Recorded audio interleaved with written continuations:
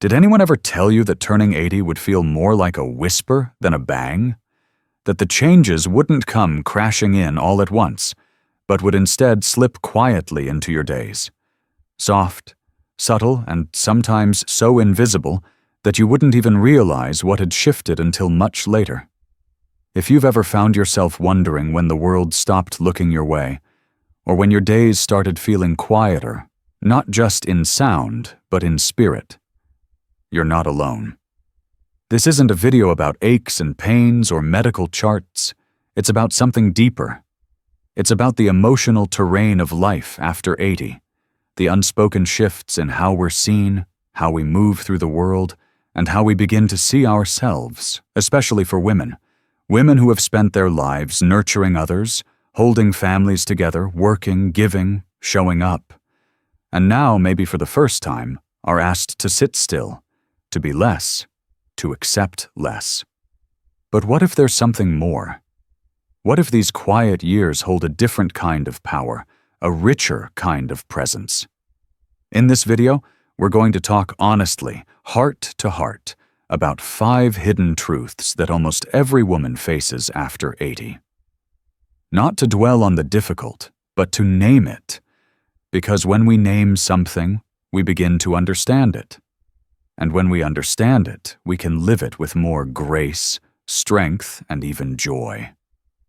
Stay with me, because you're not fading. You're unfolding. Let's begin. 1. When the world grows smaller. One of the first things that quietly shifts after 80, often without warning, is the size of your world. It doesn't happen overnight. It's not like a door slams shut. Instead, it's like watching a favorite photograph slowly fade. Familiar shapes begin to blur, colors lose their sharpness, and little by little, the world you once moved through so freely begins to feel smaller.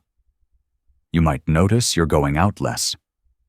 Not because you don't want to, but because everything outside feels just a little harder. Driving takes more energy.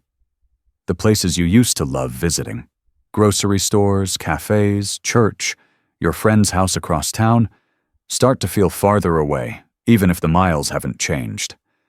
And slowly, your calendar begins to clear itself out, not because you're forgotten, but because the rhythm of life has shifted. People get busy. Friends grow ill or move away, or simply aren't around anymore. What used to be a week full of small joys, coffee dates, neighborhood walks, evening chats, can start to feel like one long, quiet afternoon. And for women especially, this can feel jarring. After decades of holding everything together, family, friendships, careers, caregiving, suddenly there's just space. Space you didn't ask for. Silence that wasn't part of the plan. But here's what I want you to know. A shrinking world doesn't mean a smaller life. It just means the shape of it is changing. And maybe, just maybe, there's a hidden invitation in that change. Now is the time to build something new. Not louder, not bigger, but deeper. Maybe that means calling one old friend every Friday, just to reminisce about something that made you both laugh. Maybe it's finally writing that letter to your granddaughter about what it felt like to fall in love in the 1950s. Maybe it's keeping a journal, not to record events, but to remember your own voice. One woman I know, Eleanor, 84, told me that every morning she picks one object in her home, something she's had for years, and she lets herself remember the full story of where it came from. The blue dish from her honeymoon, the scarf her sister gave her before moving away, the chipped mug that survived 2 moves, and a toddler. She says those 5 minutes each morning remind her that her world isn't getting smaller. It's getting more focused, more meaningful, because everything left now carries history, emotion, weight. So if you're noticing your world is changing, if the days feel longer or the silence feels heavier, know this.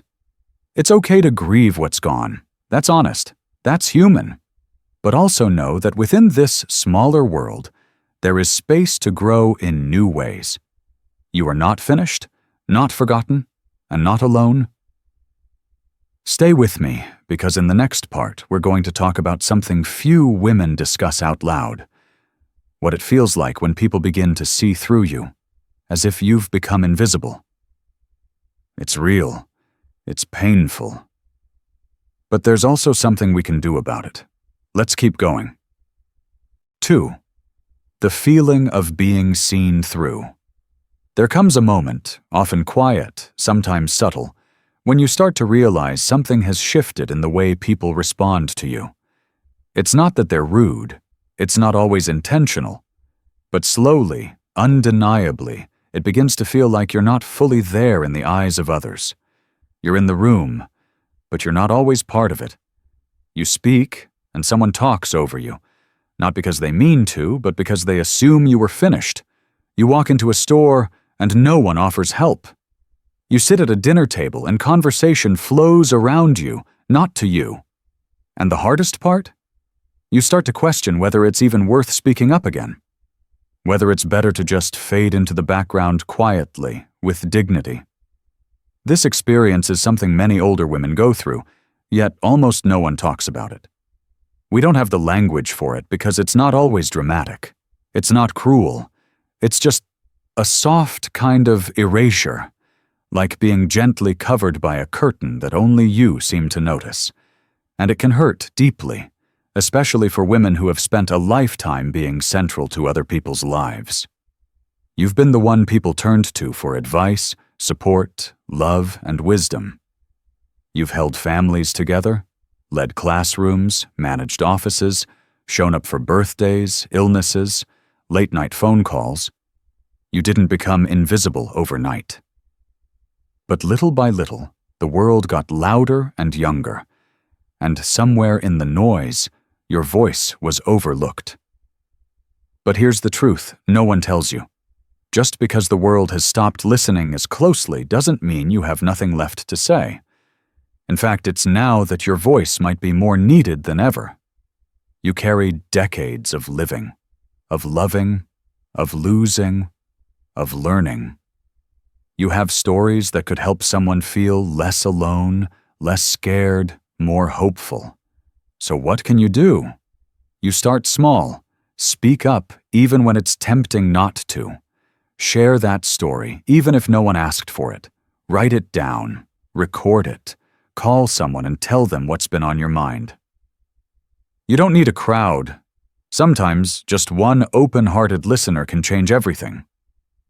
I knew a woman named Marion, 87, who started recording voice memos on her phone. At first, it was just her talking about random memories, her favorite Christmas, the day she learned to ride a bike, the time she sewed her own wedding dress. She sent a few to her granddaughter, not expecting much. Weeks later, her granddaughter told her, "Grandma, I listen to one every night before bed. It's like I'm hearing parts of you I never knew." That's the power of not staying silent. Being seen doesn't always mean being loud. It means being present. It means refusing to disappear. You are still here, and your presence carries weight, whether or not the world acknowledges it immediately. So, the next time you feel like someone's looking through you instead of at you, remember this. Invisibility is something others project. It doesn't define your worth.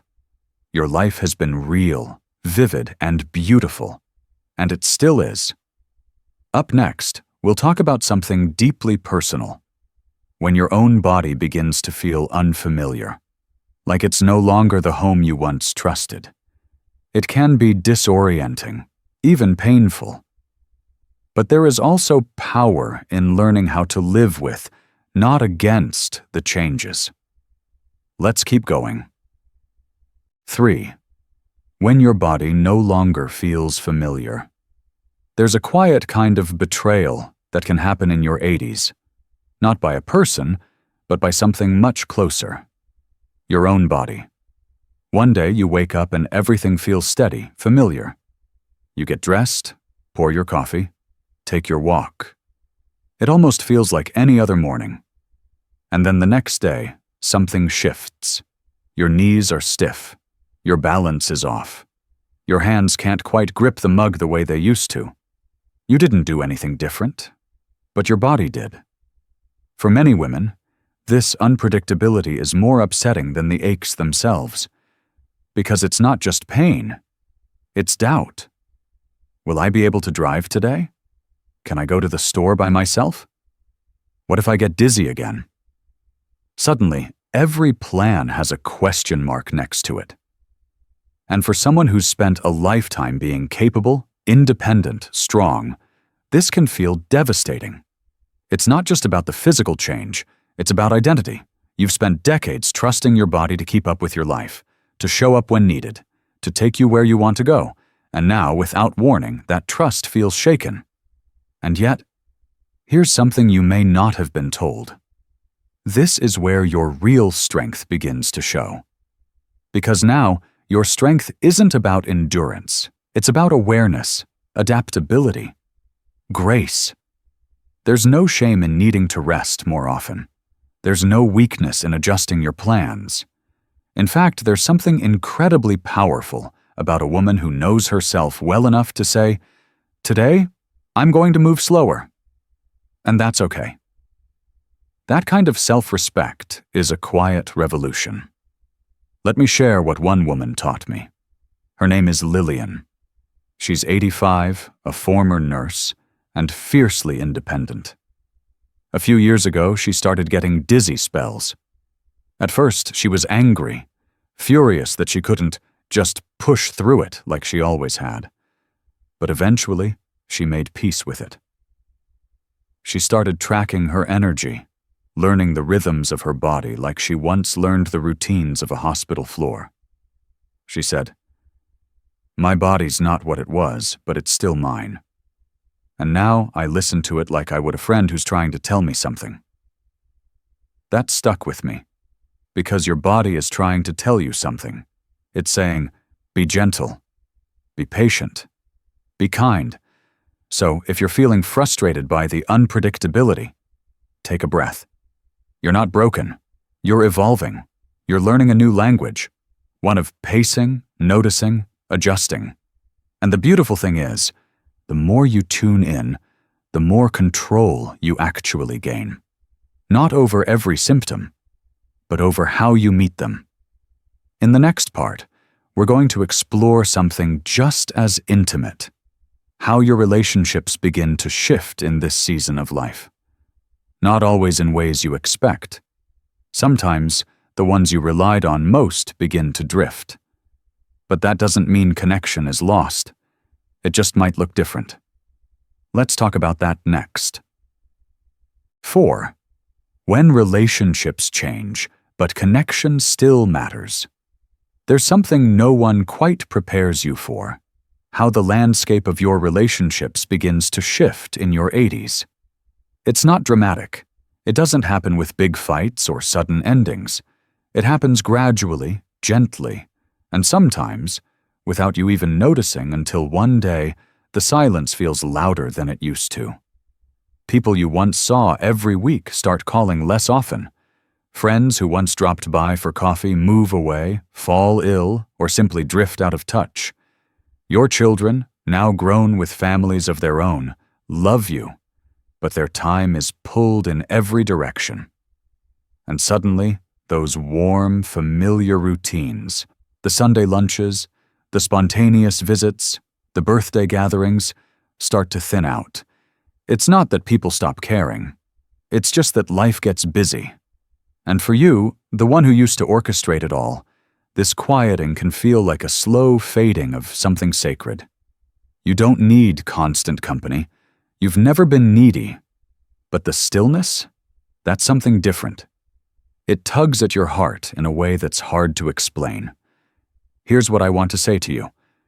Your connections may look different now, but that doesn't mean they've disappeared. And more importantly, it doesn't mean you can't create new ones, richer, deeper, even in this stage of life. Start small. Call that friend you haven't spoken to in a while, even if it's just to say, I was thinking about you.